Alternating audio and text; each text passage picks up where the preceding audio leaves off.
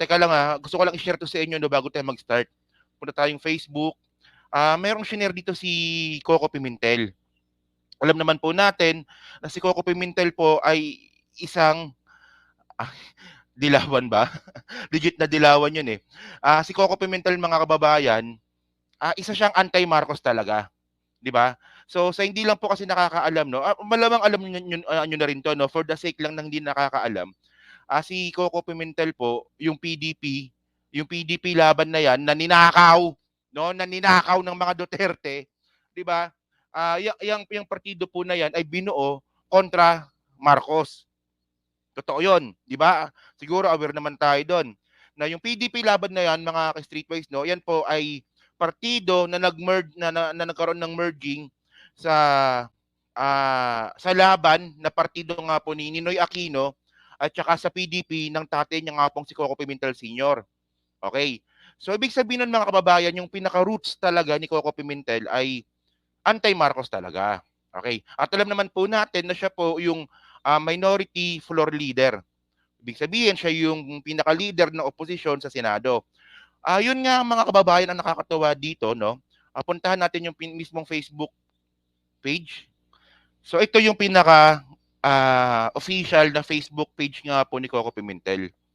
Yan so meron check, ibig sabihin meron check. So sabi dito ni Coco Pimentel, no? So yan, naka-post talaga yan sa Facebook niya. At ako 5 hours ago no, at ako'y nagulat talaga dito sa statement niya. 'Di ba? So kahit po nakatulad po ni Coco Pimentel na isang anti-Marcos at isang opposition, ngayon po ay bumilib po siya ngayon, 'di ba? Bumilib siya kay PBBM. So lakihan, pwede bang lakihan 'to? Ayan, pwedeng lakihan. Okay. Yan. So teka lang para maganda. Litan ko yung mukha ko. Yan, okay. So sabi ni Coco Pimentel dito no, una sa post niya, 'di ba? Senator Coco Pimentel, we may not be political allies. Na totoo naman 'yon kasi nga yung PDP laban nga ng tatay mo na ninakaw nga ng mga Duterte, binuo 'yan dahil nga po sa anti-Marcos 'yan, anti-Marcos Senior. Okay? We may not see we may not see eye to eye in our proposed solution to our country's most pressing and serious problem. But that SONA delivered by President convinced me of these things, that President Marcos loves his country and that he is trying his best. O, di ba? So, ito ay kahapon. Di ba? Statement niya to kahapon. O, di ba? So, ito lang kasi mga kababayan, no? Alam ko naman na maraming ding may ayaw kay Coco Pimentel, no? At kahit naman ako, no, kahit ako na may mga kaibigan akong may mga kaibigan po ako na malapit po kay Coco Pimentel, pero ako hindi ko po siya type. Pero ang point lang natin dito mga kababayan, no, dito natin makikita na itong si Coco Pimentel ay base lang talaga sa polisiya. Alam naman po natin na si Coco Pimentel po ay siya po talaga yung may-ari ng PDP laban na ninakaw po ni Duterte. Pero sa pagkakataon na to mga streetwise, 'di ba? Makikita natin na si Coco Pimentel ay bumabatikos kay Presidente Bongbong Marcos.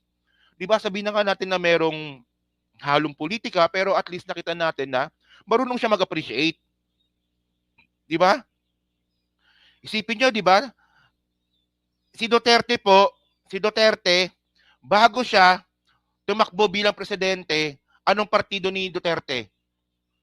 Ang partido po ni Duterte, mga kababayan, bago siya tumakbong presidente, Liberal Party. Liberal Party po si Digong. 2009 hanggang 2015. Liberal Party po yan. So ngayon, 'di ba, medyo nauto yung mga Pilipino nung panahon na 'yon, nung 2015, kasi ang kailangan natin medyo out of the box. Ayan ang gusto ng mga Pilipino noon. 'Di ba, medyo radikal. Radikal na presidente talaga kasi si Digong, kakaiba. Kaya nga kakaiba, special eh. So 'yon. So dahil nga po sa hindi naman kasi pwedeng tumakbo si Duterte sa Liberal Party kasi nga andun si Marrojas. So inampon siya ng PDP laban na si Coco Pimentel. So anong naging ending dito mga kababayan? Ang ending mga ka-streetwise, no, nung naging presidente po si Digong, ang daming sumali sa PDP laban. Ang alam ko dati mga ano lang sila mga 12 12 lang ata PDP laban nun eh. 'Di ba? Tapos nung naging presidente si Digong, ang daming sumali.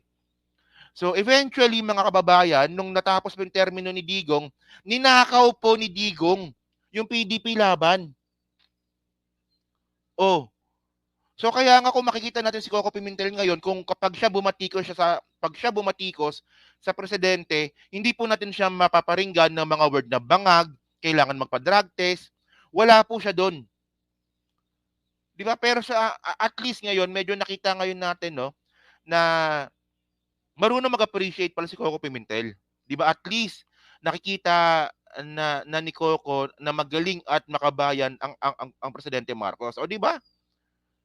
Ayan hindi, pero ako sinasabi ko 'no, na si Coco Pimentel ayoko sa kanya, pero ako naniniwala ko matalino 'yan. Sinabi ko na dati 'yan, eh. Si Coco Pimentel matalino 'yan, pero ayoko lang talaga sa kanya. Pero dito, this time siguro medyo natauhan na si Coco Pimentel na, "Uy, teka lang 'no, parang iba yung araw ng presidente." Iba, 'di ba? So, ang ibig sabihin nito mga kababayan 'no, kahit po na magkaiba ng politika si Coco Pimentel at saka si PBBM, eh, nakikita po ni Coco Pimentel na ginagawa po ng presidente ang lahat para po mapabuti ang bansa, 'di ba? And then mahal po ng presidente yung bansa natin. Oh. So ayan eh. Nene Pimentel pala yung tatay, no? Sorry, sorry. Nene Pimentel pala yung tatay. Oo. So yun, no, tama. Tatay ni Coco, si Nene Pimentel, ang bumuo ng PDP Laban. Oo. Kasi yung partido nga po ni Nene Pimentel is yung PDP. Tapos yung laban na partido, partido po yan ni Ninoy Aquino. So, ngayon, nagkaroon sila ng merger para nga po patalsikin nga po si Apo Lakay, si dating Presidente Ferdinand Marcos Sr. So, kaya nga po, yung PDP Laban is talagang anti-Marcos yan. Pero besides nga po dun sa lahat ng nangyari dito mga kababayan, yung kaso ngayon ng PDP Laban tsaka ng mga Duterte nasa Supreme Court na. So sana lang magkaroon tayo ng update ngayon na sana mabigyan ng hustisya itong ginawa po ng mga Duterte sa partido nga po ni Coco Pimentel. Isipin nyo, no? From the word PDP laban, ang ginawa ng mga Duterte, tinanggal nila yung word na laban. So PDP na lang daw sila ngayon. 'Di ba? Di daw niya alam na nandun name niya. Pogo. Sige, pag-usapan na nga natin si Harry Roque, no? So ito lang, nadaanan ko lang to, no? Kasi habang gumagawa ko ng slide, mga ka-streetways, no? Bigla ko nakita tong pakalat-kalat po sa Facebook. So sabi ko, medyo gawan natin ng content ito kasi syempre kailangan nating appreciate na kahit na tawag nito, kahit na opposition, eh 'di ba na appreciate yung ginagawa ni PBBM.